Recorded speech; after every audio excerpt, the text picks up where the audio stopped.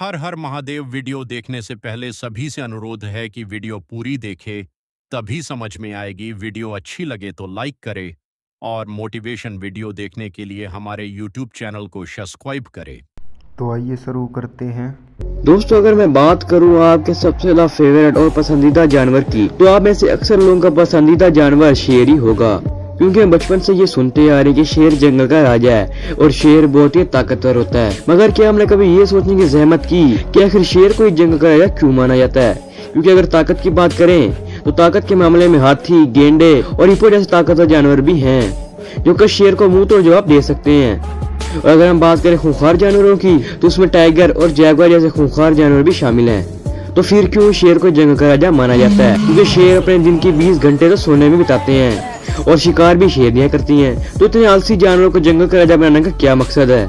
और वहीं अगर हम नजर मारें तो शेर जंगल में नहीं पाए जाते। दोस्तों, ये खुले मैदानों में रहना ही पसंद करते हैं। जबकि देखा जाए तो जैगुआर और टाइगर का तो जंगल घर है, तो फिर उन्हें जंगल का राजा क्यों नहीं बनाया गया? तो आज की वीडियो में हम यही जानने वाले हैं और आज आपको प्रॉपर आंसर मिल जाएगा कि आखिर क्यों शेर को जंगल का राजा माना जाता है। Number 1, attitude. दोस्तों, पहली चीज जो शेर को जंगल का राजा बनाती है वह है उसका फेयरलेस एटीट्यूड। दोस्तों, ये प्रूव हुआ कि शेर एक काफी निडर और ताकतवर जानवर है। दोस्तों, शेर का मानना ये है कि हर काम एक आखिरी कोशिश के लायक होता है और चाहे शेर के सामने कितनी बुरी सिचुएशन आ जाए वो उसका बहुत ही बहादुर सामना करता है। और दोस्तों, एक चीज जो शेर में देखी गई है वो ये है कि ये कभी भी अपने दुश्मन को पीठ दिखाकर नहीं भागता। और अगर बात आ जाए इनके परिवार की, तो ये अपने खून के आखिरी कतरे तक लड़ते हैं और अपने परिवार के लिए अपनी जान भी दांव पर लगा देते हैं। Number 2, there lifestyle. अब दोस्तों, पहले हम ये जान लेते हैं कि आखिर एक राजा कैसे जीता है। दोस्तों, राजा सबसे पहले एक आवाम का परिणाम करता है, एक ऐसी आवाम जो उसके ताबे रहे और उसका हर हुक्म माने। और दूसरा काम जो बादशाह का होता है वो है अपनी आवाम की मदद करना और अपनी आवाम के लिए अपनी जान तक दांव पर लगा देना।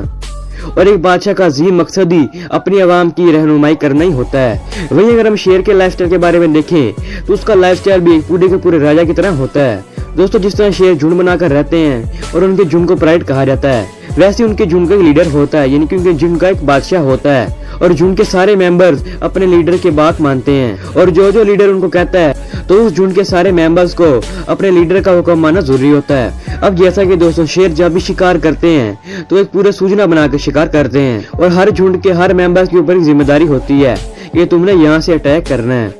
और सेम बादशाह भी ऐसे करते हैं। और दोस्तों, जिस तरह एक मुल्क का बादशाह दूसरे मुल्क के बादशाह के साथ जंग करता है और जो बादशाह जीतता है वो दूसरे बादशाह के मुल्क पर भी कब्जा कर लेता है, तो सेम ऐसे ही शेर की दुनिया में भी होता है। दोस्तों, एक झुंड का लीडर दूसरे शेर के झुंड के लीडर के साथ लड़ता है और जो सा लीडर जीतता है वो दूसरे झुंड के ऊपर कब्जा कर लेता है और इस तरह उस लीडर के पास ताकत भी ज्यादा हो जाती है। तो दोस्तों, इतनी सारी बातें सुनकर आपको पता चल ही गया होगा कि एक राजा और एक शेर की जिंदगी में ज्यादा डिफरेंस नहीं होता। जबकि दोस्तों, अगर हम टाइगर की बात करें तो दोस्तों, टाइगर बिल्कुल भी एक राजा की तरह नहीं जीता। वो अपनी पूरी जिंदगी बस अकेले शिकार करते हुए बिता देता है। दोस्तों, अब यूं कह सकते हैं कि टाइगर एक खतरनाक और ताकतवर सिपाही की तरह जीता है, मगर हर टाइगर का एक अपना इलाका होता है और उस इलाके में कोई भी दूसरा टाइगर नहीं आ सकता। अब दोस्तों, जैसे कि आप लोगों ने देखा कि एक शेर और एक टाइगर की जिंदगी में जमीन आसमान का फर्क है। और दोस्तों, ये सब सुनकर आपको पता चल ही गया होगा कि आखिर टाइगर को जंगल का राजा क्यों नहीं कहा जाता। क्योंकि राजा बनने के लिए सिर्फ ताकत ही मायने नहीं रखती, उस जीव के अंदर वो खूबी होनी चाहिए कि वो अपने आप को राजा कहलवा सके। और दोस्तों, एक चीज जो हर राजा के पास उसकी इज्जत के तौर पर होती है और उसको पहने बगैर कोई भी राजा राजा नहीं लगता। जी हाँ दोस्तों, मैं बात कर रहा हूँ एक राजा के ताज की। दोस्तों, कोई भी राजा उसके पास एक अपना उसका ताज होता है और उस ताज को पहने बगैर कोई भी राजा राजा नहीं लगता। जबकि अगर हम शेर की बात करें तो दोस्तों, शेर के पास कुदरती तौर पर उसका ताज होता है और वो है उसका घना बालों का अयाल। दोस्तों, उसका घना बालों का अयाल उसके पास कुदरती तौर पर उसका ताज होता है और वो शेर को एक सही मायने में राजा दर्शाता है। और दोस्तों, अगर शेर एक बार धाड़ ले तो पूरे के पूरे जंगल में हलचल मच जाती है। और दोस्तों, शेर की धाड़ को 4 किलोमीटर दूर से भी सुना जा सकता है। अब दोस्तों, आप लोग समझ ही गए होंगे कि आखिर क्यों शेर को सही मायने में राजा माना जाता है। क्योंकि जो जो खूबियां एक राजा के अंदर होती हैं वो तमाम खूबियां एक शेर के अंदर पाई जाती हैं, जिसकी वजह से शेर ही जंगल का राजा माना जाता है।